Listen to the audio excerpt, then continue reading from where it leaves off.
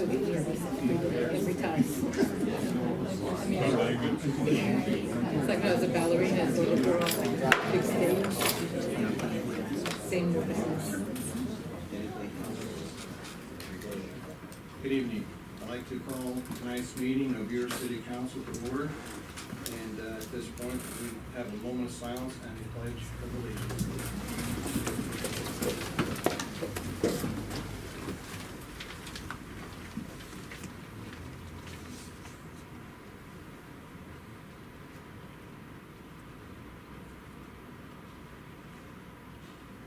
I pledge allegiance to the flag of the United States of America and to the republic for which it stands, one nation, under God, indivisible, with liberty and justice for all.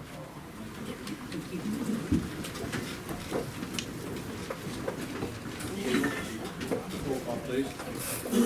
Mayor Jerome, Here. Ms. Tillett, Here. Mr. Rolfson, Here. Ms. Rich, Here. Mr. Slavy, Here. Mr. Crail, Here. Mr. Roulette, Here.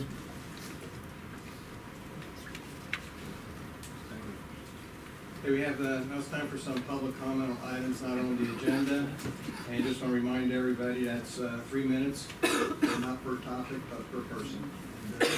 But if you would, I have one card from Dr. Mike Kiernan for a few comments.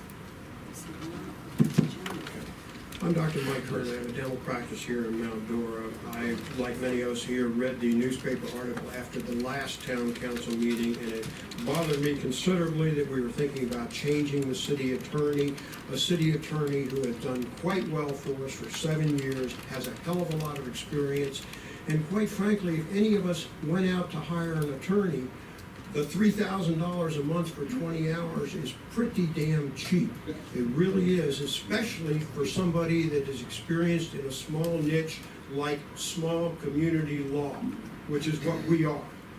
And I strongly recommend the city council, the town council, review that again and think not only about continuing with Mr. Shepherd, but probably he should be, his salary should be raised too, because we get what we pay for. And I like somebody who I can trust as a member of the city board here. Second thing, trees. I know it's a sore point for the city. However, and I know that many of you were elected on the basis of save our oak trees. Well, let me remind you that what we have in Mount Dora right now is pretty darn nice. We had to bite the bullet for 2 summers to get it done, but it looks darn nice now. They hired the right company to do it, and they paid the right price for it. A lot better than other companies could have provided that. Now, just to refresh your memories again, something I happened to come across. It's an old blow-up, 1947, between 3rd and 4th. Looking north on Donnelly Street. If you'll see the big palm trees, if you'll see the oak trees, which are obviously in need of removal at 1947 time frame. Now, Mrs. DeMarco has a cell phone video of early 1950s, and you'll see what happened to them. They disappeared. Lastly, did a nice job on Sunset Park too, which is across from Pisces and the Christmas tree. Really looks nice. A lot of gripes about some of the trees that disappeared, but it looks nice and it's crowded right now. People are using that and enjoy it.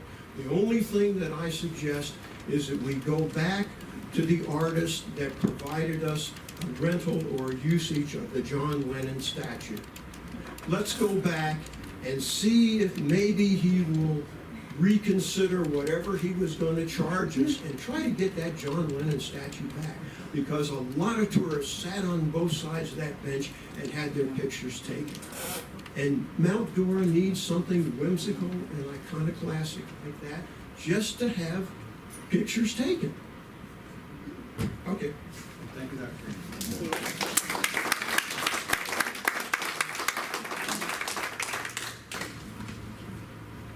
Okay, I have, I know you said one part, I got a part. okay, I don't have your card over here yet. No, I just can't.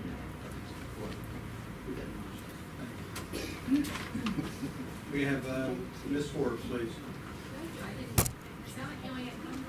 No, I. Oh, sorry.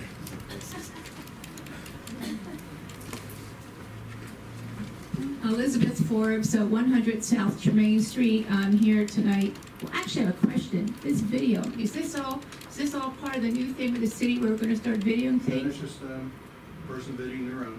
Okay, because I did see something on the meeting you had last week, which I thought was kind of maybe not appropriate since it was a legal issue. Okay, let me move on to the Lake Concert Band. When I was here 2 weeks ago, I passed around a flyer indicating we were having the concert, which was sponsored by the city with the Parks and Rec. And I'm here tonight to, we missed Chris, he was on vacation. And maybe Gwen, maybe you could mention that I'd really like to also thank Kenny Hutzler, Jennifer Swartz, Beth Kornowski, and Joanne Newsom. Of course, Kenny helped with the chairs and our microphones. Our needs are extremely simple for our community volunteer band. But Jennifer, who's done this before, and Beth and Joanne manned a refreshment station, and only there was no charge for the refreshments. They simply took donations.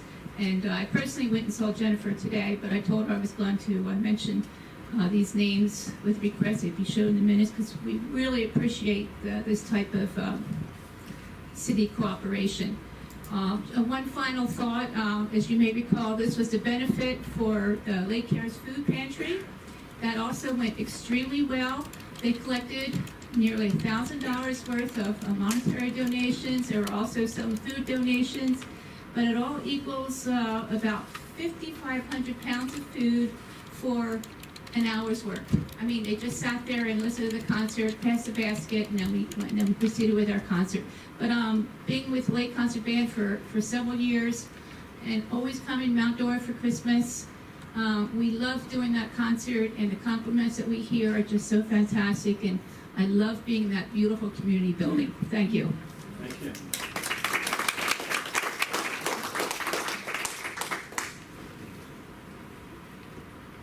We have another card from Mrs. Pates. Did I pronounce that correctly? Dr. Pates, excuse me. Hi, Dr. Ella Pace, 426 East 10th Avenue, Mount Dora. I am here to speak about the city attorney. I think that he is doing an excellent job. I think the price is remarkable.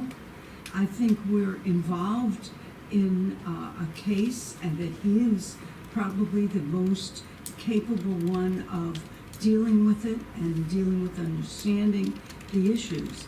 I think it was not a good idea to talk about firing someone, particularly when the only complaint is that you need fresh eyes.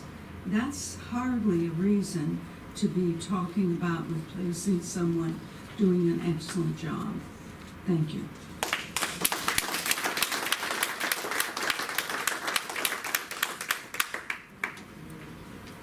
Ms. Blake.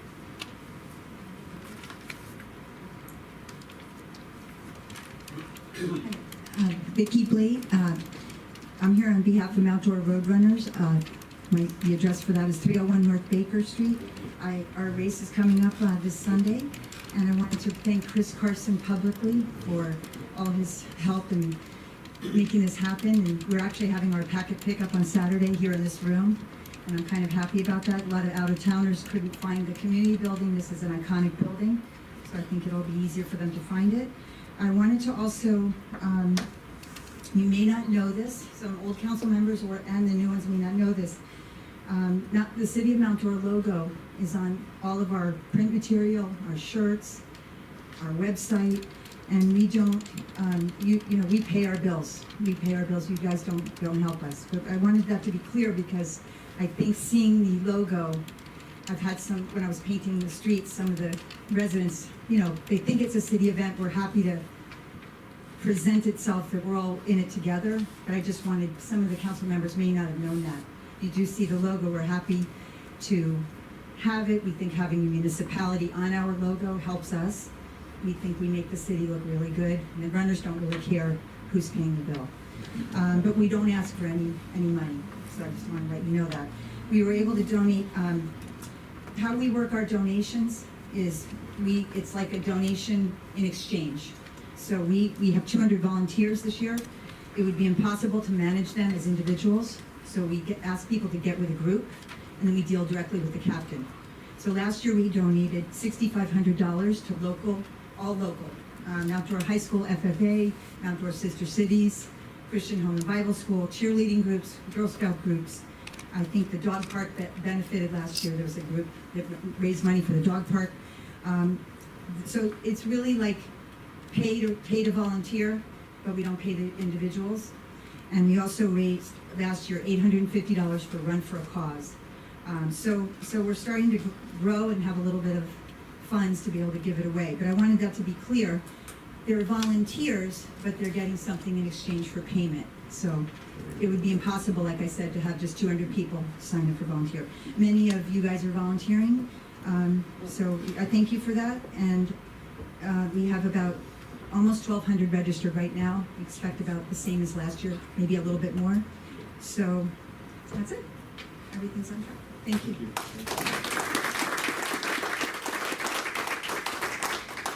That's a lot of boots on the ground. Mr. Yancek.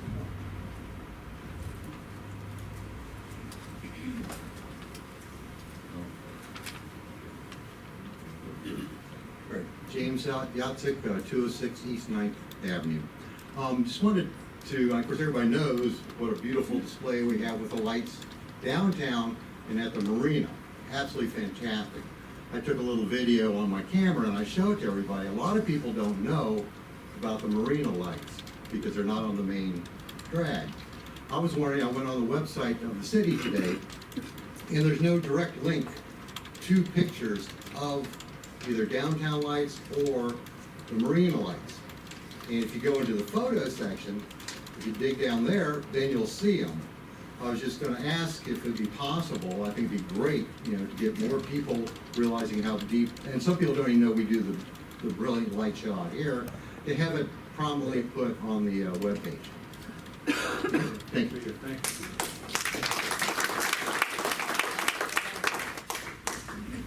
Megan, shake her head over here. Okay, is there anybody else who would like to address the council?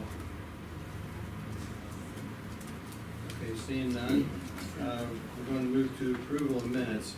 I want to, before we go into that, I received The approval of the agenda. that's what I'm saying. I'm sorry, approval of the agenda under the amendment Smith. Okay. Under the approval of minutes, I received some feedback from residents concerning the lengthy wording of the minutes on November 17th and December 1. And subsequently, I had a discussion with the city manager, and it was suggested that our minutes be formatted as what they call action minutes instead of the kind of minutes that we have in the agenda. That would still indicate the actions taken without trying to write a full dialogue.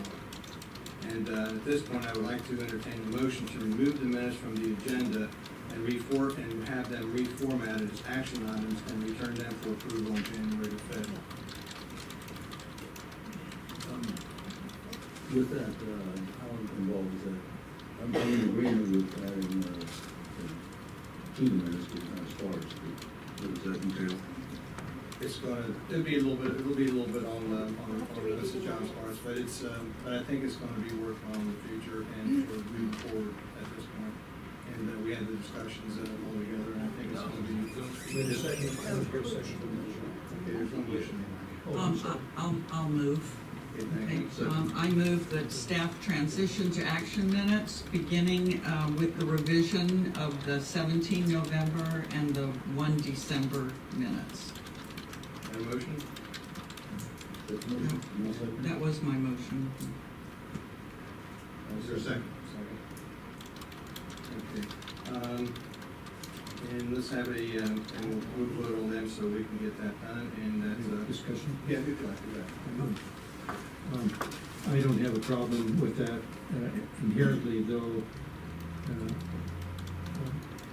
I can understand why these minutes this time were rather lengthy and a bit convoluted because of how the discussion went, and it certainly isn't, there wasn't any reflection to appear by innuendo or otherwise on our city clerk for having struggled with these minutes, because they were difficult for me to read, they were difficult for me to follow, and it had nothing to do with her capable preparation of the minutes. I just wanted to make that clear. I have one comment.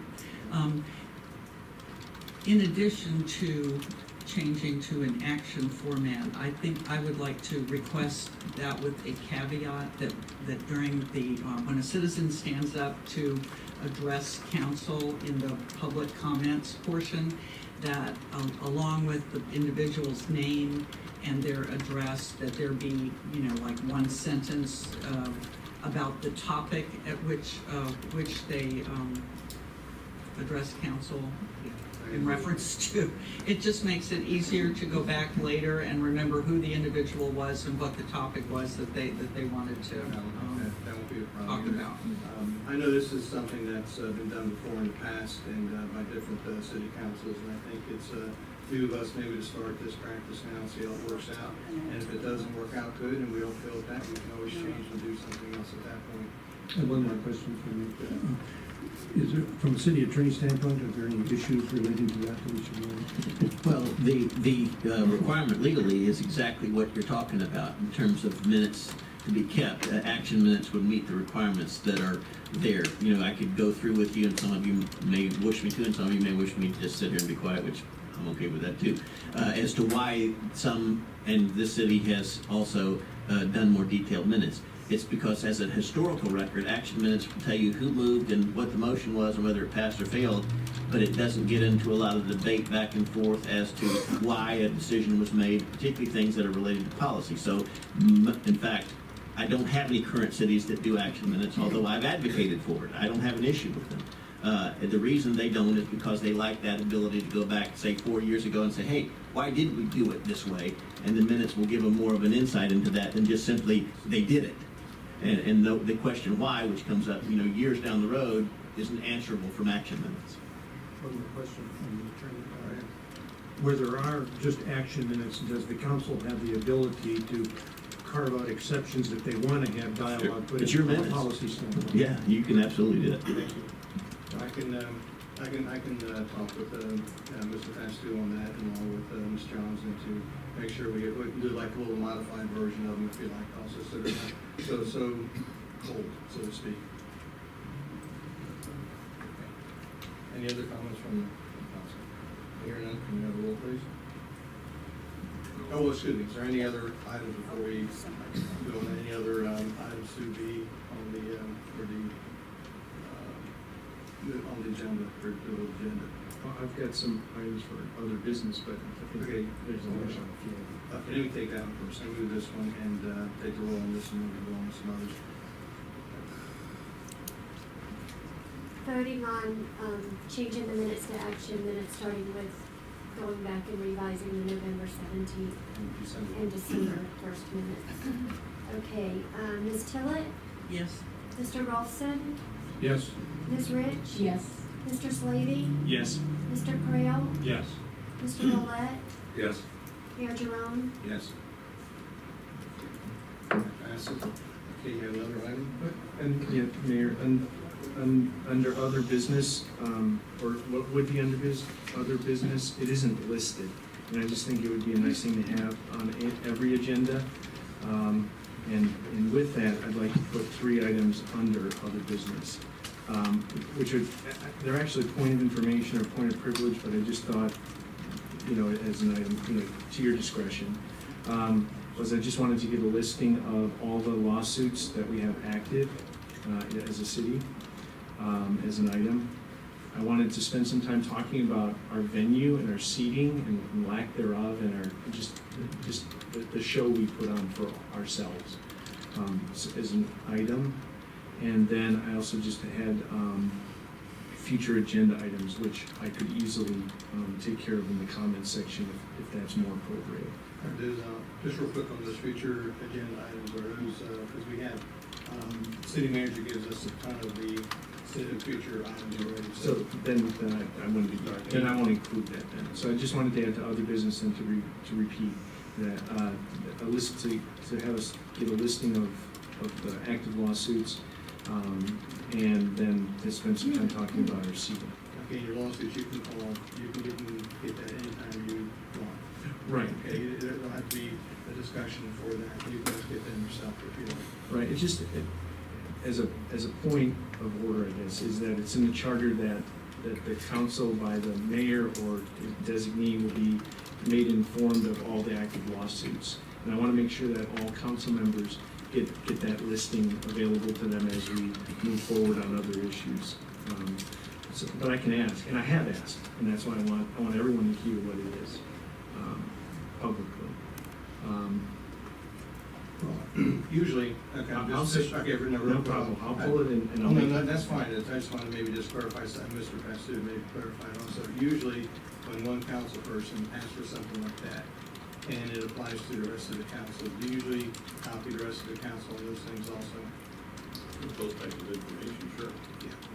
So that's usually a routine thing, and that they would do, if you ask for something to that area, they would copy for all the council at that point, so we're all privy to the same thing that you're looking at that point. Excuse me. I totally support an individual council member's desire to bring everything up at another business. I don't think we need to amend the agenda to do that, that's always there. And that's It's in the comments section Yeah, already, okay, so great. at that point, if we can, if this amend your council type things. And that's fine, and that's just me. Okay, good, sure. So then, and then the seating, I'll take care of that in the comment section. Sure. We could, yes. That's fine, then. Okay, great. Okay, any other items? I move approval of the agenda, if that's what you're looking for. Yes? I move approval. Second. Roll call, please. Or vote. Yeah.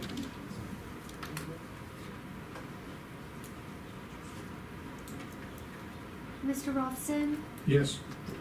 Ms. Rich? Yes. Mr. Slavy, Yes. Mr. Creel, Yes. Mr. Roulette, Yes. Ms. Tillett, Yes. Mayor Jerome. Yes. Yes. Okay, no public hearings or presentations tonight. Okay. And, under the old business, we have consideration to approve the agreement regarding use of city facilities at Simpson's Cove for development of kayaks and paddleboards. Mr. Bastu. We're asking council to approve an agreement with Penguin Paddleboards of Mount Dora. Following our conversation 2 weeks ago, it was agreed that we would move, the operation would be down at Simpson Cove. We put together an agreement modeling what we had with the seaplane operation, as well as with the Rusty Anchor that's over on 4th Street, but the form of it is essentially the same. We have a 1-year agreement with automatic renewals. Either party can terminate with 90 days notice. Compensation is $1,800 a year. We recognize that as being low, but also that we'll get some value with our logo on their brochures and material. We do have a statement in there that's unsecured, that we're not providing any additional security. The one thing that's a difference is that we had talked about, maybe having a hardened pad there for them. The Penguin Paddleboard and Mr. Hughes and myself thought, it's probably better if we just put everything on a trailer and then move it out every day. So they'd be located at the end of the parking lot there. And then lastly, we have harmless language in there that's been reviewed by the city attorney. The one change regarding insurance is that the agreement was initially drafted with the $1 million occurrence, $5 million aggregate, pretty high, but it was high for the seaplane operation. We did have our risk carrier review it, and they were comfortable with having $1 and $2 million amounts. So we would recommend that one mild change to the. And I noticed all your items that were talked about last week or the last meeting, it's all been included in there plus some, so that's good. I move approval. I'll second. Any, any discussion, council discussion? We reviewed this last time in detail, and we're just reiterating what we reviewed and approved orally or purposely. With all the activity in town, it'd be a good idea to keep up with the city calendar for the major events that will be down in the area, so we'll be aware. Absolutely. I have a copy of the calendar from the Chamber of Commerce, Very good. and we'll be wonderfully working with them. Anybody from the public wishes to comment? Mr. Karen, Dr. Karen. I just happened to notice it on the agenda. Just for the record, would you say when- your name and Oh, address? Dr. Mike Kernan, 110 Waterman Avenue, Mount Dora. The only problem I have with it, I like kayaking, I can't do paddle boarding, anyway. They're great recreational sports, but having them occur down there, the thought in my mind is when somebody mentions Lighthouse Park, the first thing they know is lighthouse, the second thing they know is big alligators, period, okay? And I would like the city attorney to give us some feedback on what happens if one of those big alligators dines on somebody. What's the city's liability, especially when there's no swimming there? And if you're kayaking, one of the first things you have to know is how to get out of the water, out of the kayak when it turns over. If you're paddleboarding, you gotta get from the water onto the paddleboard, so you're in the water. And here, we're sanctioning something, and we're saying no swimming. And where does the alligator fit in? Number one. Number two, along that same line, I mentioned something iconoclastic, weird, strange about Mount Dora that the tourists would love. My suggestion on that same line is the city council investigate getting one heck of a nice 11, 12-foot bronze alligator and mounting it down in Lighthouse Park with a little plaque, a whimsical plaque about Old Willie or whatever you want to call him, and use that as something for the tourists to set their kids on and get a picture of the alligator. Dr. Karen, we do accept donations, by the way. Pardon? We do accept donations if you want to donate that. Mr. Shepherd, would you like to make any comment on what he mentioned? Yeah, I can. I cannot resist the temptation to say that as a graduate of the University of Florida, the only gators I'm familiar with recently are toothless. However, as the city property aspect of this, and liability aspect applies, we certainly would have, and told the vendor that we would have from them an indemnity agreement and an insurance policy that provided, and in the amount of our choosing, by the way, which would be at least $5 million, and names us as an additional insured. And as long as we have posted the signs appropriate to the area, we have done everything that is within our power to do. Cities get sued regularly for things for which they're not responsible. A good example would have been those who are old enough to remember not too long ago when it was either Daytona Beach or New Smyrna that got sued because someone was hit by lightning over in the ocean. Others get sued because they weren't properly warned of sharks in the ocean, which seems obvious. So you can get sued for a lot of different things, and it happens. That's why you have insurance, and we also have sovereign immunity that limits our liability to a certain specific amount. And so all of these decisions then are policy decisions as to what things are opportunities you wish to provide your citizens versus to protect yourself from. As you will recall, if you're as old as I am, and some of you are and some of you are not, we used to have high dives. We don't have those anymore because of the decision that's made policy-wise and because of the lack of ability to get insurance, that risk was not worth taking. I loved high dives, and it really irritates me to this day that we don't have them. And so all of these decisions, whether it's, you have a park, you have a liability. You sponsor Little League, you have liability. You take the risk, you assess the risk, and then you decide accordingly. So at the end of the day, to answer your question, it's a policy issue. I would also like to just mention that I had mentioned at the last meeting, everybody will leave my dock with a smile. No one will get in one of my boats without signing a waiver. All of them will be educated on what the living dinosaurs that are swimming in that lake that are there. Leave them alone. They will generally leave you alone. I am not going to force anyone to rent a kayak. If they are fearful of the environment, they won't rent from me. If they are the adventurous kind that we are, they will, and I will welcome them. I guess one question I was asked, is this business a year-round business? Absolutely. There may be during breeding seasons a lull of business. I'd just like to underscore one thing that our attorney said that is perhaps, to me at least, the most important, and that is we are named as an additional insured. Absolutely. That means that their insurance company defends us, and our insurance company doesn't have to, and that's an additional advantage. Absolutely. Financially. Thank you. Okay, And I would welcome any other public comment, and please contact me, any questions. we came back to council real quick, and I didn't close off the public. Is there any other public comments on this issue? Okay, seeing none, Councilor Heathers, we're ready for a vote on this, please. Mr. Rolfson? Yes. Ms. Rich? Yes. Mr. Slavy? Yes. Mr. Creel? Yes. Mr. Willett? Yes. Ms. Tillett? Yes. Ms. Mayor Jerome? Yes. Good luck. Thank you. Thank you. I'm so happy.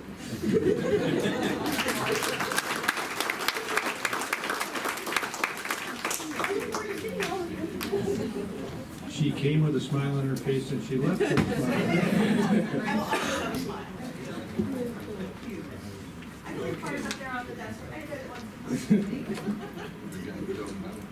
Okay, we have a couple resolutions to deal with concerning the joint participation agreement and memorandum of understanding regarding the relocation of wastewater treatment plant number 2 driveway. I guess Mark will go ahead and give a Real briefly, very short, pretty yes. Mark Raggington, Deputy City Manager. I gave a pretty extensive presentation on what was going to be requested of you at this council meeting. At the last council meeting, there are 2 items on the agenda. The first is Resolution 21538, which is the joint participation agreement between the City of Mount Dora and the Department of Transportation. That is the agreement that allows us to take management of the driveway relocation and allows DOT to reimburse us for those costs. I explained the reasoning behind that, so that's this will be ratification of that agreement. It'll be the first action that we ask you to take tonight. Any wish for approval of that? Yes, we've covered this again, so I move, and this is as I understand, Mr. Argentine, that there's a lot of technicalities involved in the motions here to satisfy the state of Florida and all that sort of stuff, so that's why I'm maybe being a little formal. I recommend that the council approve resolution 2015-38, approving the joint participation agreement between the City of Mount Dora and the Florida Department of Transportation for the relocation of the James P. Snell Waterway Treatment Plant driveway. And I'll second that motion. Again, motion second. Any other discussion on this item? Okay, with the public. Okay. Yeah, I'd like to speak in opposition to this motion, and the reason is simple. Last week, Ms. Tillett raised some serious concerns about the interchange of 441 and 46. I echoed those concerns. I haven't seen anything since then. My points are simple. They are around discipline and patience.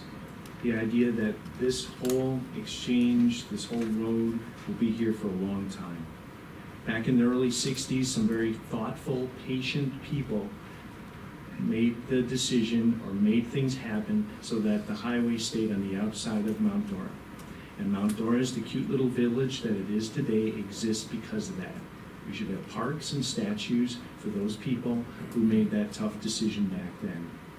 I am merely asking that we wait a week or a meeting until we get the DOT here, until we have some questions answered about why the decision was for an interchange that had us going straight on in 441 without a light. And now that we have a stoplight stopping the 441 traffic, it's a huge concern. This morning I was in a plane, I flew across the country, I looked down from the sky, I saw hundreds of roads, and I realized that Mount Dora is but one of hundreds and thousands. It really doesn't matter in the whole scheme of things. But to us in this city, that intersection matters a lot. So what I ask is that we put this off for a week, because I believe that if we act on this tonight and give away what little leverage we have left, we will never be able to fully answer why we're not taking care of this interchange in another way. And that's the entirety of my point. Mr. Pastu? If I may, Mayor, and just kind of echoing the conversation from a couple of weeks ago, we actually, Mr. Regentine and I met with representatives of MDOT. They're so far along with this at this point in time, they essentially told us there really isn't any turning back. We basically said 2 weeks ago, don't want to give any false hope, but Mark asked the question just flat out, is there any? And they basically said there isn't. They're through 100% design into the process of land acquisition, and so, if we wait, another 3 weeks, we still have a deadline of early December of next year to have it constructed. But in all candor, we asked them a question, so. Just real quick on that, I think the decision for the relocation of the driveway has really nothing to do with the design of the intersection, correct? I think that's gotta be done regardless. The intersection is gonna be done regardless. I mean, excuse me, the driveway relocation is gonna be done. It's Needs to be done. being done because of the intersection Okay. improvements. And actually, it just, a point of history, when we designed the sewage treatment plant, the preferred alternative was the alternative we're looking at today, the relocation. It was just cost prohibitive to do it then, so we used the joint access driveway that we're using now. This was a preferred alternative. It was just cost prohibitive at the time. Now we have DOT paying for what we wanted to do when we built the sewage treatment plant. Any other comments from council? Hearing none. Anybody from the public wish to comment on this?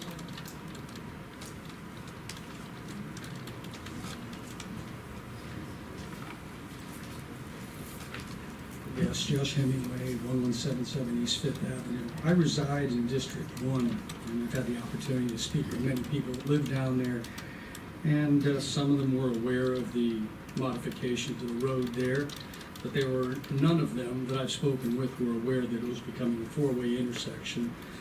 It has been expressed in terms of noise pollution, light pollution, braking, the possibility of more traffic coming down First Avenue in our area, which we get plenty of that when people are trying to find 46 because the signage doesn't exist, but I'm always giving directions to somebody over there. I think a lot of people are kind of in shock that the disclosure of this, which occurred in 2013, was brought to my knowledge that most of the council at that time was not in approval of the four-way intersection, and somehow have rolled over into the four-way intersection, which is not the preferred plan according to many people. If this is a trade-off for the road to be paid for by the DOT in order to proceed with the four-way intersection, I'm opposed to it. I mean, I've just heard that, yeah, we're too far along, but it seems like once again, the Joe public that lives in that area is taking one in the rear end. I'm not happy about it. If you go down there and look at what the prospectus is for having the overfly and the decreased traffic, the decreased pollution, the noise, the lights, it's a terrible plan. It's really badly thought out, and I don't understand what rolled over at a time when I've looked back to find out that, yes, most of the council had disapproved it, including Brian Donovan in our district at that time, but somehow it has flipped.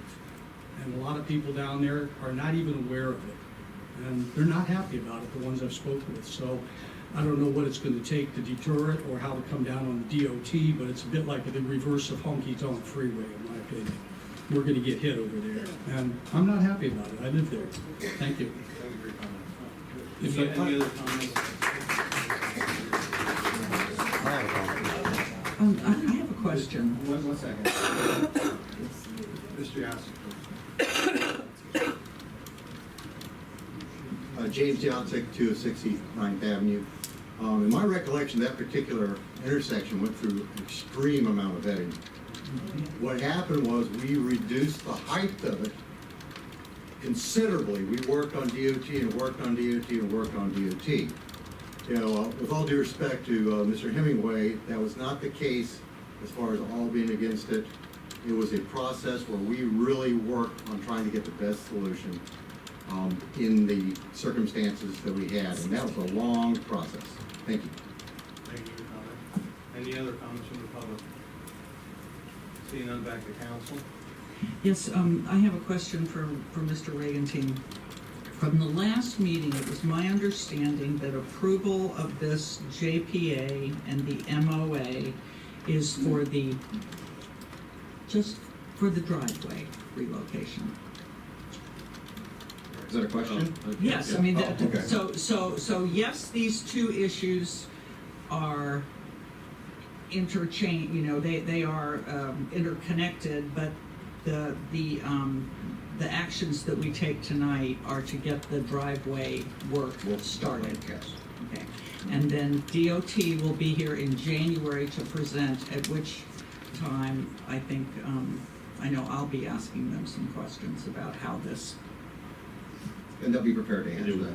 That's just fine, but I too have heard from people in my district that they are concerned about noise, they are concerned about, those electronic apps on your phone or whatever that guide you. One in particular, Waze, W-A-Z-E, which is a free app that you can get on your smartphone. And I went and tried it. I drove down to Zellwood, turned around, plunked in a couple of addresses on the far side of Mount Dora, and they took me right through town. So I guess I'm just concerned that with the public, nobody likes to wait at stoplights. This is, if it's a four-way stoplight, it's going to be a long one, so I don't know how many minutes it's planned to be, but 4 minutes maybe? I don't know, but I'm just concerned that people will start peeling off on Old 441 past St. Patrick's Catholic Church at that tip end of Highland, and come down Highland, and then when Highland starts getting backed up, that then they'll start going into the neighborhoods down First Avenue, down Clayton. So I don't have a crystal ball, and it may be just fine, but and I'm going to be meeting with you later in the week, and you can make me smarter. But I just want you to know that other people in my district have expressed to me concerns about it as well. That's all. Any other comments from council? Some more comments. So just to touch on a few points, my understanding was that the council back in 2006, 7, 8, or 9 first decided that they wanted the exchange to go 441 straight on without a light. Then in 2013, it was decided to go with the four-way stop, I guess you'd call it, or I'd call it. I find it highly curious that on December 15th, we were in nick of time. Thankfully, we could get this done. But if we waited until January 5th of 2016, my God, the road won't go through, the earth will stop rotating, and all other things happening. Whether you agree with me personally or whatnot, I just think it's not good negotiating to give away the properties and pieces that we have before we meet with them. What do we have left? And as far as the question of do we have more time or not, I mean, whenever you ask a yes/no question, it's not the right thing. I'd rather have known on what date was the last possible date that we could have known. Then I would feel comfortable saying, yeah, well, I guess we're gonna have to go with it. But I am suspicious that we have to do it now. You can vote against me, that's fine, but I just want you all to know that we're giving away our power as a city when we go into this discussion with DOT, and it's really gonna be whatever they want from here on in. Go ahead. How would you know the answers to those questions in a construction setting? If the construction has to be done at a certain time, and if negotiations have been going on for 3 and 4 and 5 years, and finally there's a solidarity that the contractors and the DOT can rely on, then delaying it one more time for another council coming in, sometime this council has to say, well, prior councils, plural, have accepted this process, and if we change it, we're muddling everything up that prior councils thought were good, and it will never stop.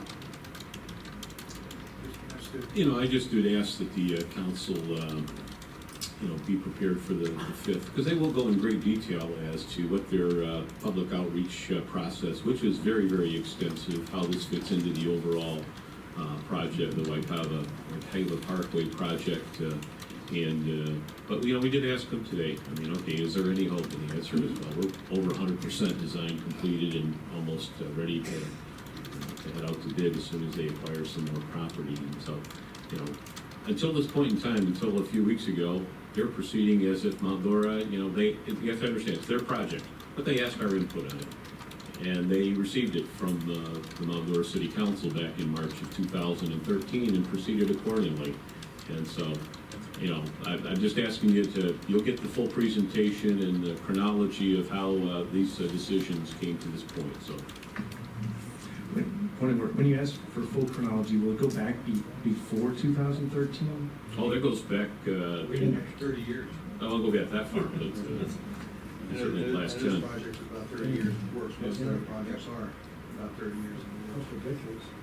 Just real quick, there was, correct me if I'm wrong, I was new on council at the time, but there was 4 different plans that were looked at for council too. That was kind of approved. There were 4 different plans that were presented to city council. 2 were financially feasible for DOT, and the DOT gave the city council that choice. They voted affirmatively 4-3 for the design that has been approved and is being ready for construction right now.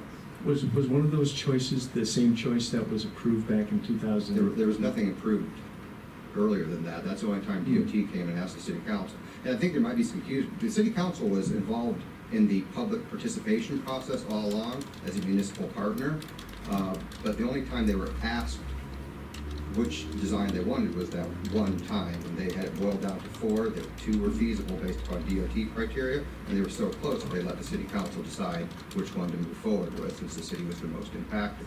The city voted on the one they wanted, and they continued with the design. And that's this one, yes. I'm just not understanding. I've talked to Jim Hamish, and he's shared with me. No, Mayor. I ask for some control, please. You're going to get it. No. And please, ladies and gentlemen in the audience, please have, every person makes a comment, try to keep the actions or the different things to yourself, please. Thank you. So, as I was saying, I live far away from First District. Really, when the sun sets, it's not a big deal to me. I can drive other ways home. It's not going to bother me personally. But my advocacy is for the city of Mount Dora, and I just see that this action, based on what I've talked to other people, that when the city council was asked their opinion what way they would like back in 2000, whatever year it was, that vision was that we would like to not have a stoplight on 441. Now, somewhere along the way it got changed, and if there's a good reason for it, that's great, I'll be quiet. But it just seems like to reasonable people, the idea of putting in a stoplight and giving up all our power that we have left on this evening doesn't seem like the best long-term interest. However, I don't want to be crazy about it. I've said enough, and make your choice. Anybody else from council have any comments? No. Okay, seeing none, vote please.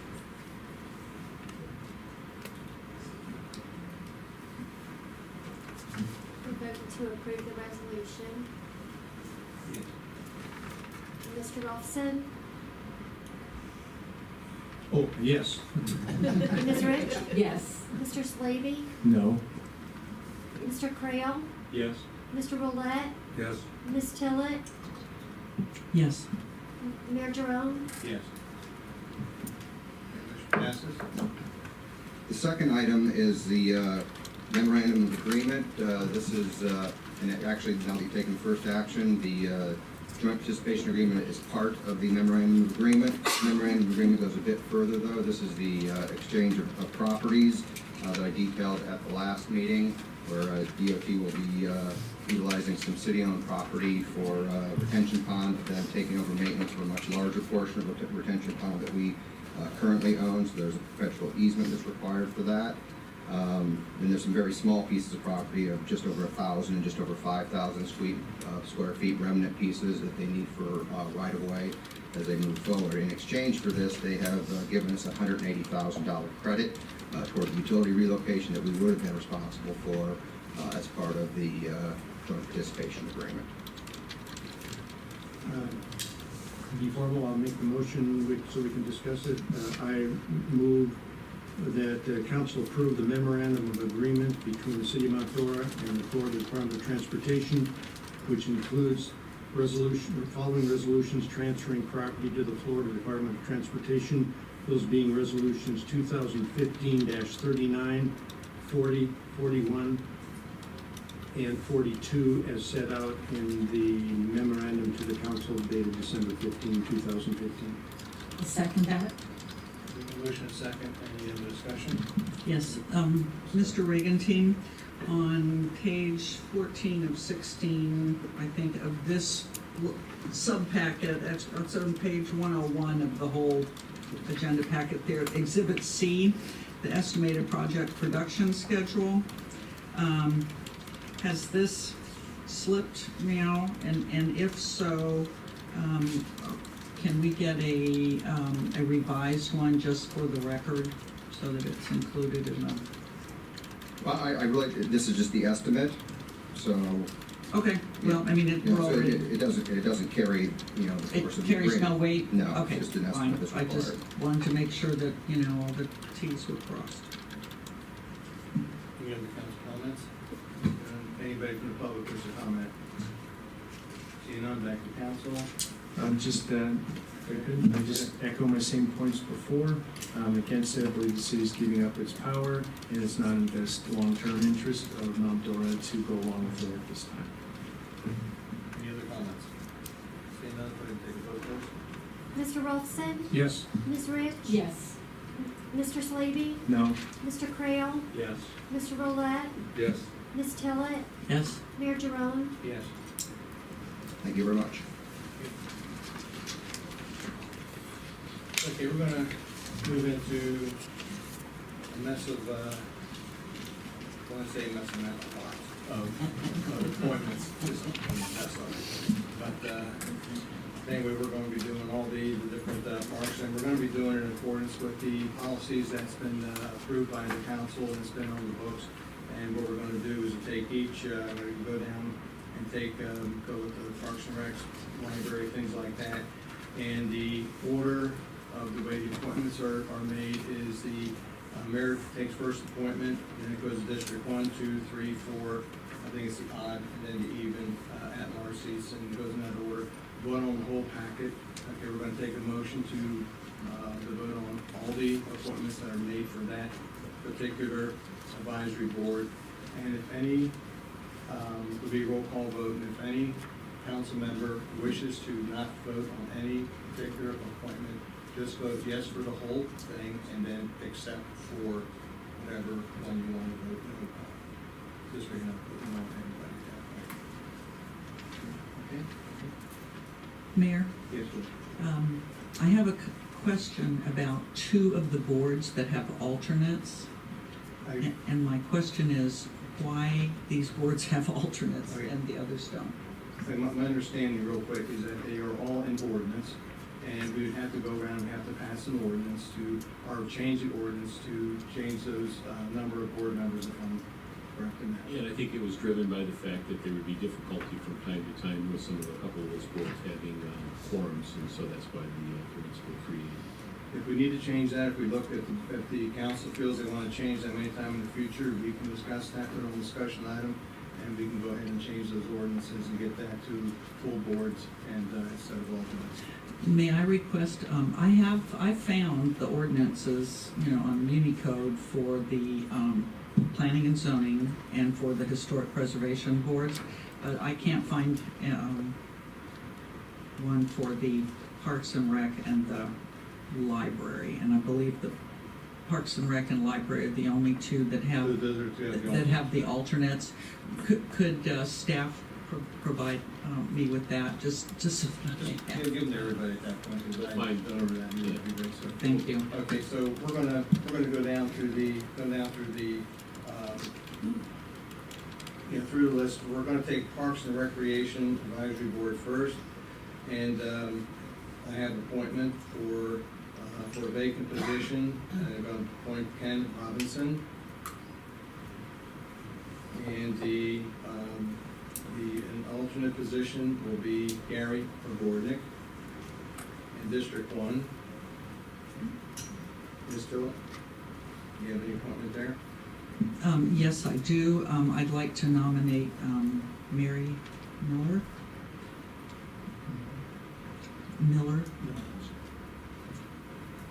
Okay, Mr. Olson. Yes, I will reappoint or renominate Donna Shelley from District 2. Okay, Mr. Roulette. I'd like to nominate Renee Wise. Okay, that is all of them, and, Mayor, I have, you have one? yes, there's a resignation from David Okay. Cahie, and I'd like to appoint Judy Smathers to the Parks and Recs. Is my appointment, please?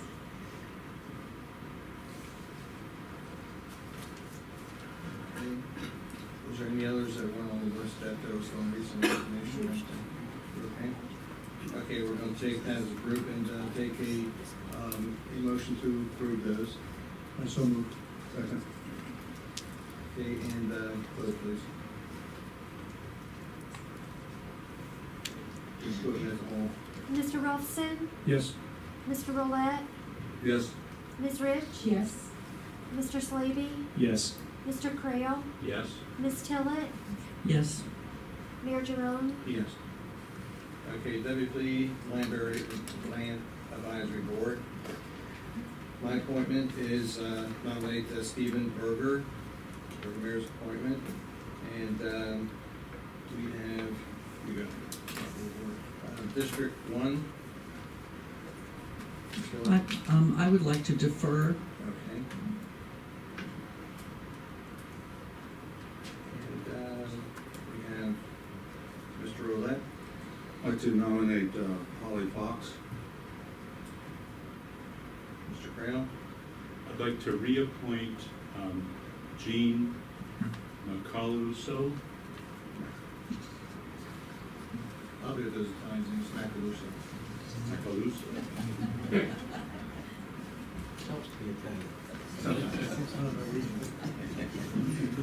And Ms. Rich? Haven't found my appointment yet. but- Okay. All of them, so we'll take a motion to approve those that were nominated. Approve. Second. Okay, vote please. Mr. Roulette, Yes. Ms. Tillett, Yes. Mr. Rolfson, Yes. Ms. Rich, Yes. Mr. Slavy, Yes. Mr. Creel, Yes. Mayor Jerome. Yes. Public Art Commission. And my appointment is, nomination is to Amy Sellers. And District 2, Mr. Olson. I will re-nominate Liz Wincup. District 3, Mr. Roulette. I'd like to reappoint James Carlton, please. District 4, Mr. Creel. Carol Hanna has declined being reappointed, so I'd like to present Susan Mulholland. And that's all, anybody else, is there any other that, any others that reside in there, that reason we're with? Okay. I'll have a motion for approval of the Move nomination. approval. Second. Vote please. Mr. Rolfson, Yes. Mr. Roulette, Yes. Ms. Tillett, Yes. Ms. Rich, Yes. Mr. Slavy, Yes. Mr. Creel, Yes. Mayor Jerome. Yes. Planning and zoning. The mayor's nomination is Donnie Stroud. District 2, Mr. Olson. I will renominate Jean Carr. District 3, Mr. Roulette. I'd like to nominate Glenna Birch. At large, Mr. Slavy. James Hamish, I'd like to nominate. And at large, Ms. Rich. Carol Jakowski. Was it just stand again, please? Carol Jakowski. Sorry. I don't know, you're gonna have to say that one yourself. Who's that? Okay, and any others on that we need to? Yes, there's Oh, one. I'm sorry, Easter's, I was up there, Mrs. Stella, sorry. I nominate Dennis Wood.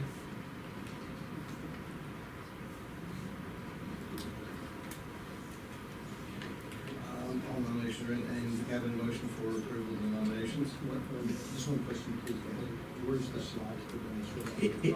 Oh, it was inserted up there, I'm sorry. It was inadvertently left off. Thank you. I'll make the motion to approve the planning and zoning candidate. I'll second. Okay, vote please.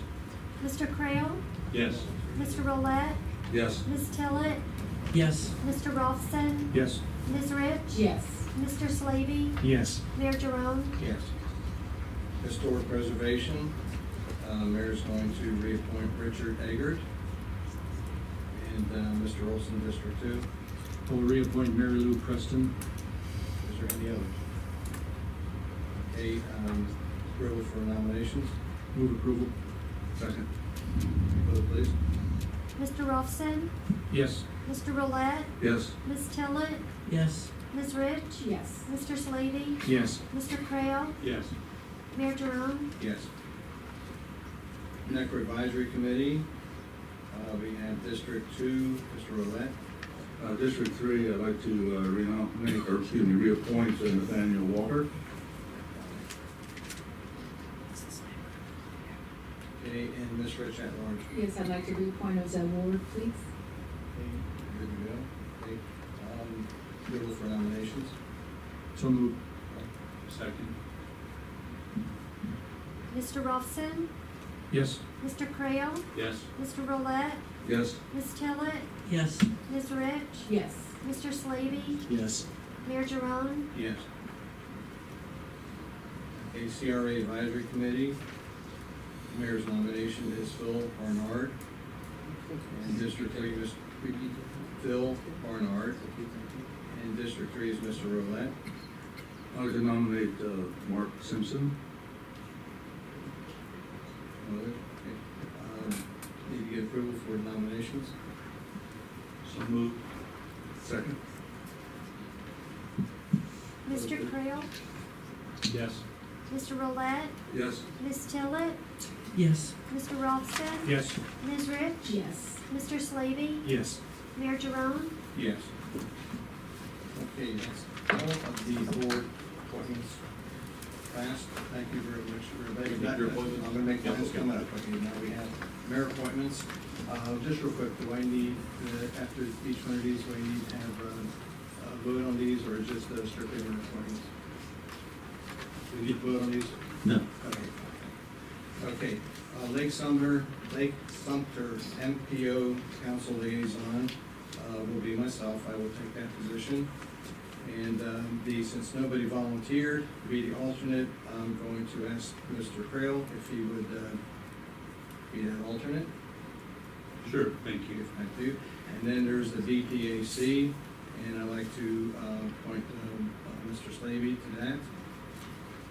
Okay, thank you. Okay. The Lake County League of Cities, I will take that. Community Trust, Ms. Lori Tillett. Thank you.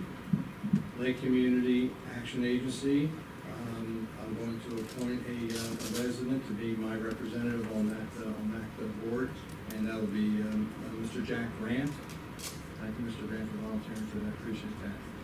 And Lake County Library Advisory Board, Mr. Roulette. And that concludes the flag. Okay, that's it. Okay, we got through that pretty good. Okay. We have a city attorney update, please. There's no update, I'm still here. Okay.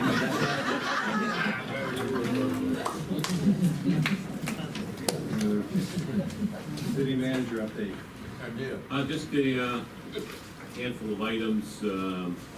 First, the Epic Theater, obviously the representatives were here at the last meeting. Just to let the council know and the community, they are scheduled for a single variance request regarding a screening wall for at the site. They initially came talking about 3 variance requests at the last meeting, and then narrowed it down to just a single item, and only covering a portion of their property abutting the residential area. The other item is tree removal. There was a little bit of discussion regarding a tree that was removed a week ago, Saturday, the day of the parade. I provided a list to council regarding trees that were identified by an arborist that specializes in evaluating trees with their health and the condition, and certainly the risk associated with it. There are 2 items that are still remaining. The others have been removed. 2 are located. One's located, I think, a 48-inch live oak, not live oak, but laurel oak over on Grandview and First, and then there's a couple of 24-inch trees over on 11th and Donnelly. We haven't removed those yet, but plan on proceeding with it. Part of it is just an opportunity for us to discuss, as we are talking about a tree board, that, you know, when it comes to our attention, and initially started with Public Works, seeing some trees that they had concern with and bringing an arborist in. But once we're on notice that these are representing a risk, that we do need to proceed with it. And so just wanted to let the council know. Probably should have sent it out back in September when I first got it, you know, that these trees were out there. So. I have a question. Is there a time limit for trees to be replaced? No, we haven't put any provision in there. Although I think our ordinance does have something to that effect, but we would be looking at that replacement. Okay, thank you. Anything else? No, not related to that item. The feral cats, item 3 on there, you know, in the budget process, we put $5,000 earmarked that in the contingency to talk a little bit about the program, the spay-neuter program, working with a Lake County agency that would participate in that. We're looking to bring that back in February for discussion with the city council regarding that. The 4th item I had was fire assessment fee. It was brought up for further discussion from our administration perspective. Really would just helpful for us if we knew specifically what the extent of the discussion would be, whether it's additional information, whatever, just up into and including if there's a desire to, you know, rescind the assessment altogether. We just need to know what to prepare for. So we're okay. Well, thanks. But ultimately, it would help us to know what you know, we can start the dialogue. I think we have a program we're scheduled for the 5th of January, but if there was some advance notice, we could do a little preparation for it, so. Was that going to give you enough time to do what you need to do? Well, we'll just put it on for discussion, and then I think, you know, it'll probably, I suspect it'll be a follow-up. I mean, we're already into preparing the assessment rule for the fiscal year 16-17 budget. And, you know, we've got a service agreement with the company that assembles that. And, you know, if we can terminate it at any point in time, if that's the desire of the council, and save us some administrative resources. That's why I asked the question. So if there's a desire to do away with it, we need to know. So. Yes. I think she has a question for you. Well, actually, I just had a comment. I know that there was recently in the newspaper there was litigation concerning the fire assessment fee in a county, and actually how those funds were being used. And I guess I would like to get more information on what safeguards Mount Dora city management has in place to ensure that our funds are being used appropriately, unlike the other ones, just so that we're comfortable that we have a management tracking tool, so that we know that they're being used correctly, so that we don't end up in litigation ourselves. And the other part of it is the part of sunsetting it or rescinding it, in the idea that not from an output spending side, but from an input side, that it's regressive in nature and hits certain property owners harder as a percentage of tax than others. So that is something that I personally would like to look at, is sunsetting, and then within reason what the cost would be, additional or problematic or whatnot, or doing it quicker than the regular sense. 3 years.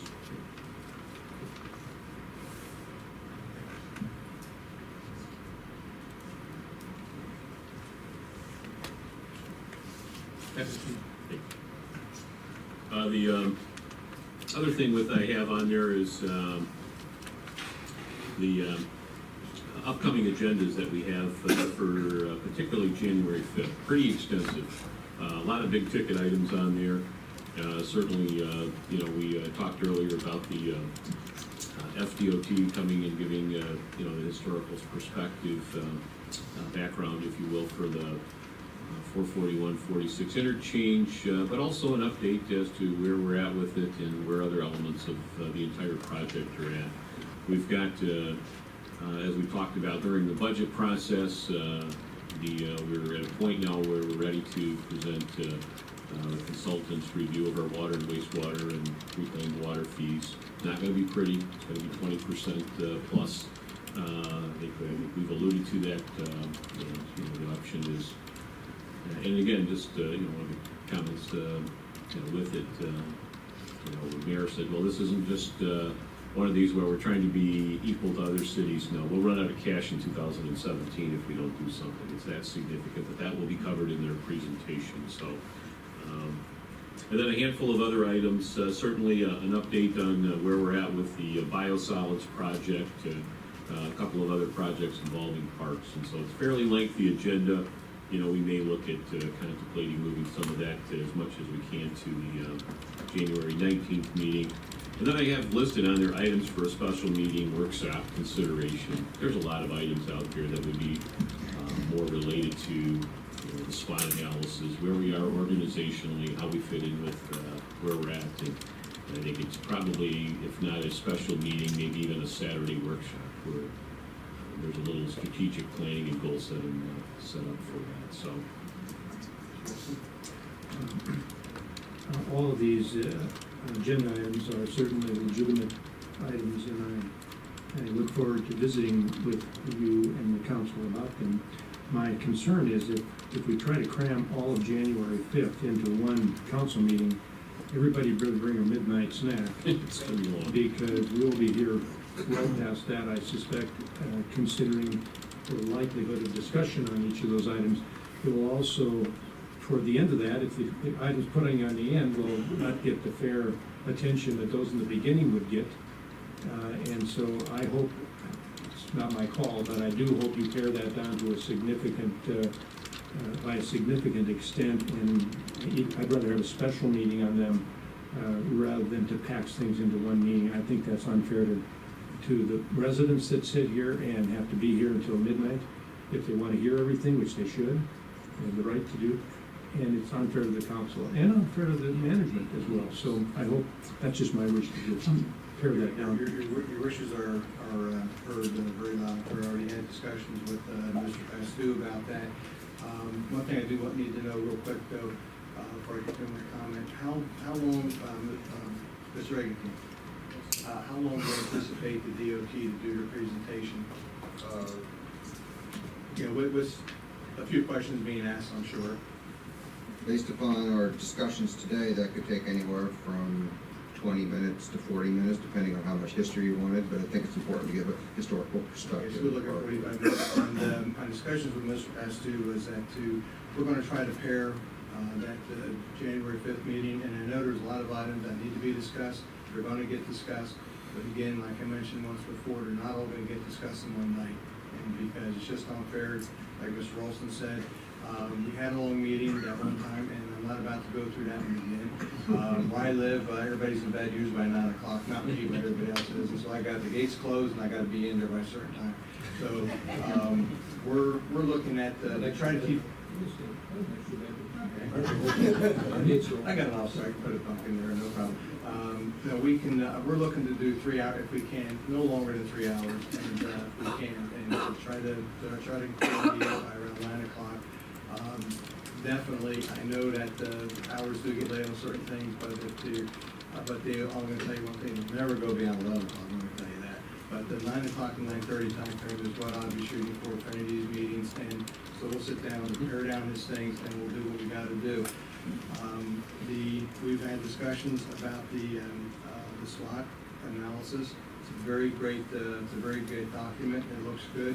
And we talked about the possibility of doing a Saturday meeting, and it's basically, I wouldn't call it a retreat, but a meeting where we could sit down and do the strategic planning along with that SWOT analysis, because there's a lot of items in there that falls into, I just think, the strategic planning, which we can use in the future for basically the goals and objectives that the council needs to do. I know when I was on council before, we talked about these things, and it makes it so much easier to do evaluations for staff, for the public. Everybody knows where everybody's coming from, and we're all singing on that same sheet of music instead of everybody doing different things around. So if we can get that accomplished over the next few months, it's going to be, I think, a great accomplishment to do that. Mr. Mayor? Yes, please.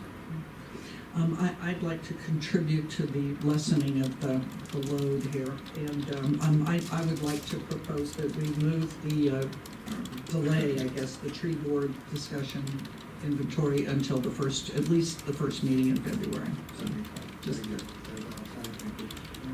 Okay, we're on to city council. If I may just add two other items, we are going to be soliciting bids, proposals for our sludge disposal at our wastewater plant. We've had an ongoing relationship with Shelley's down in Zellwood. We need to make it a little firmer, if you will, and make sure we're getting the market rates that we should be. The other thing, since I sent this out on Thursday, I just want to let you know there's been some discussion about at Forest Park a disc golf type of course to be established. There's a lot of details that would have to happen, that would have to come before the city council before that is to be considered. One of the things that we're doing some research on is, from what I gather, there was a referendum back in the late mid-'80s that basically said that Forest Park, right behind the cemetery, would be maintained as a passive use public space, if you will. And so I just want to let you know, in case you hear anything out there, there's a long way to go before there was any contemplation of a disc golf tournament coming to the city council for consideration. So we've got a lot of work to do. Okay, that's it? That's it, yeah. Okay, under council comments, I just want to make one before we start. There was a motion made at our last regular meeting about the RFQ for the city attorney, but it was not clear if the RFQ was to be delivered within the 90 days or if we were to have proposals within the 90 days. I had a conversation with the city manager and requested that the RFQ be prepared as soon as possible, sent to the council members for their review and input so it can be advertised in the appropriate media and we can get proposals back in a timely manner.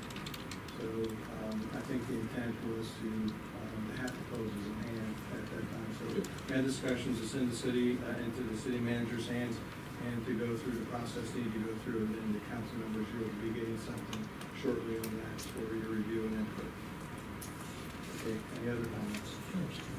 Let me go to the side first. Sure. Mr. Kraft. With the upcoming discussions about water, wastewater, biosolids, a few meetings ago, Ms. Rich talked in glowing terms about the Citizens Police Academy, so much so that I signed up to do it, and I really appreciated that. I had the opportunity to go on a tour of the water, wastewater, biosolids facilities with John Peters, our Public Works Director. He was very generous with his time, and although I might not have been the best student he ever had, I learned a lot.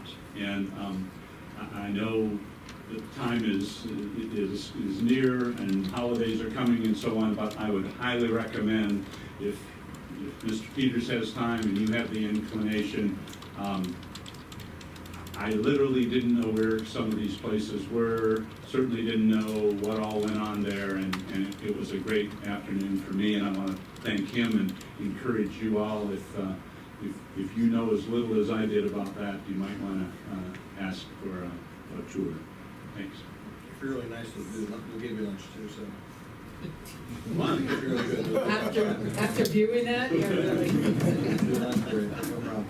No, really, take advantage of that with, Mr. Hughes and some of the other department heads and use their expertise and find out about about the departments and for people who are new on council. I know I did it when I came on and then when I put on different departments, fire, police, everything. And get your feet wet, find out, they're there to help you and you get a lot of great information on that. Ms. Rich, any comment? No. Nope. Mr. Lott? Any word from the county as far as moving forward with repairing Fifth Avenue?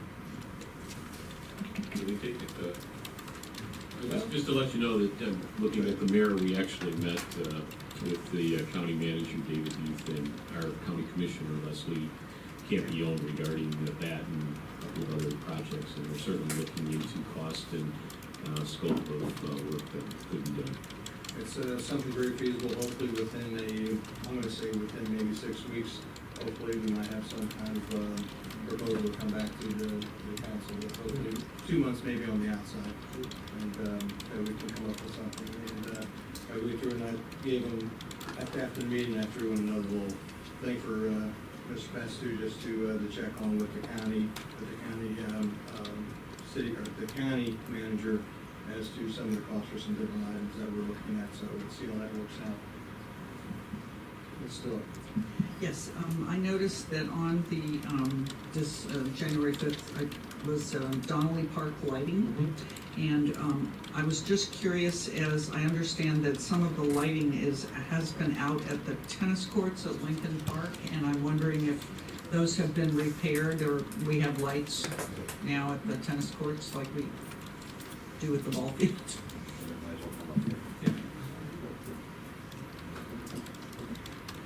Roy Hughes, Department of Parks and Recreation Director. Yes, we're addressing those issues. The lights at the tennis court across the street will be done by the end of this week. We still have to, we have ordered lights for the repairs at some of the other tennis courts. So, given the time of the year, we're trying to stretch it as far as we can. So they're not done yet, but they're in progress. Right, the lights that are currently on the tennis courts actually operate at the different ones except for the one across the street. Oh, okay. And it's a sufficient enough light that you can play. What we hope to do is eventually go toward more LED and actually replace lights in those areas. So what we're doing is replacing the lights now.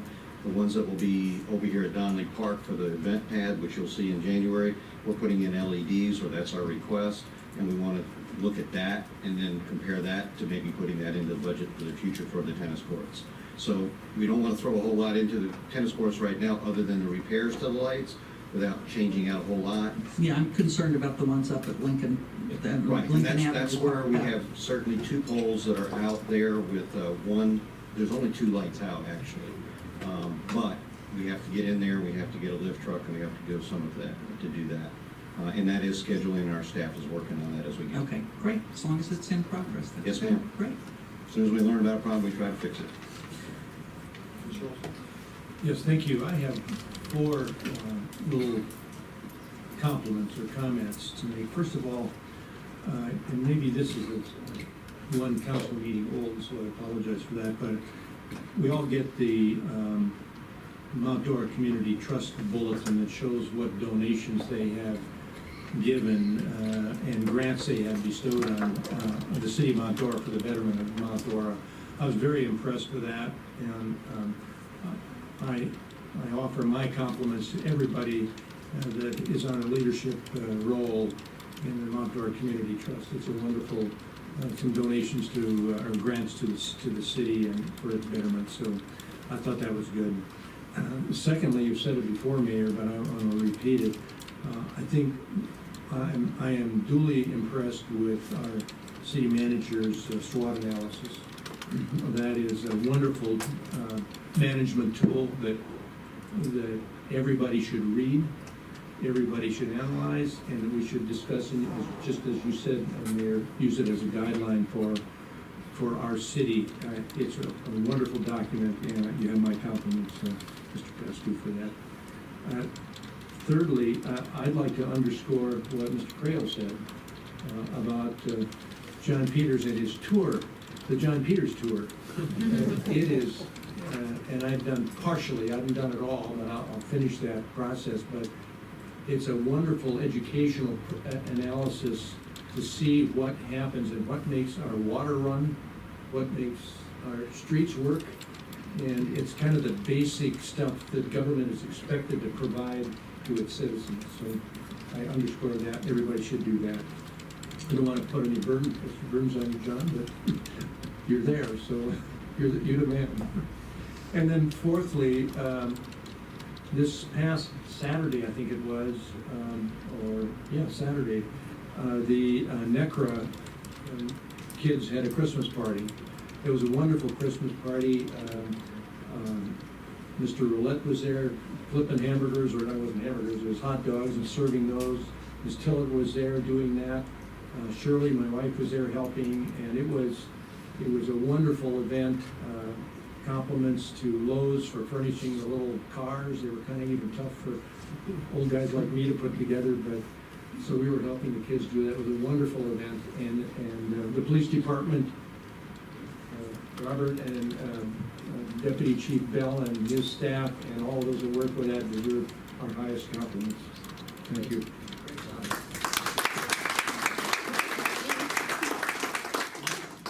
You forgot me, Mr. Lawson, I was there too.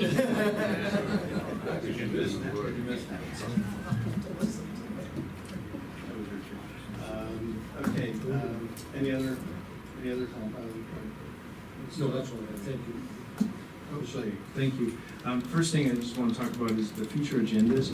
I am a bit concerned about the discussion items coming, and then the next week others. I just feel it's going to be, I believe it's going to be a 4-hour, then a 2-hour, 4-hour, 2-hour. And tonight might indicate that. So I just ask the mayor, as he is preparing the agendas, that you look at balancing maybe some of those discussion items. But, you know, glad we're talking about them. The 3 other things. One, I want to thank all the people who have been appointed or reappointed to community boards, each and every one of you, for your time and your effort. I appreciate it, those who have served and those who are about to serve and continue to serve. It is very much behind the scenes and mostly thankless, and I want to make sure that you are all thanked for that. So thank you. And the other 2 things that I want to speak about was, one, the charter indicates that all council members are made apprised of lawsuits that are outstanding. And I just want to make sure that we all are. I asked City Manager Ms. Matt Pastu, and I was told that there was 1 active lawsuit, and I just want to make sure that that is still the case. The audience, the one I'm aware of. If you're talking about active lawsuits, that's correct. As I mentioned at the last meeting, there are 2 lawsuits, but one is on hold, if you will, pending the outcome of the other one. And so there are 2. And we're also specifically talking about lawsuits. The city is involved in a number of legal things, for example, code enforcement, that are not lawsuits. And so if you mean those, then that would add to the list. But if you just mean lawsuits, there are 2. Right. And then the final, thank you. And then the final item that I had, I want to talk about the seating here, and I like to often come with a solution, whether it's a good solution, but at least a solution. And I don't really have a fabulous one in this case, but I look at our venue here, and I see people standing outside, and it really bothers me. And it bothers me that you're standing. I'm happy that you're here, regardless of your comments and everything. I'm really, really happy for great attendance and maybe the little bit I do to help. And I want this to be better.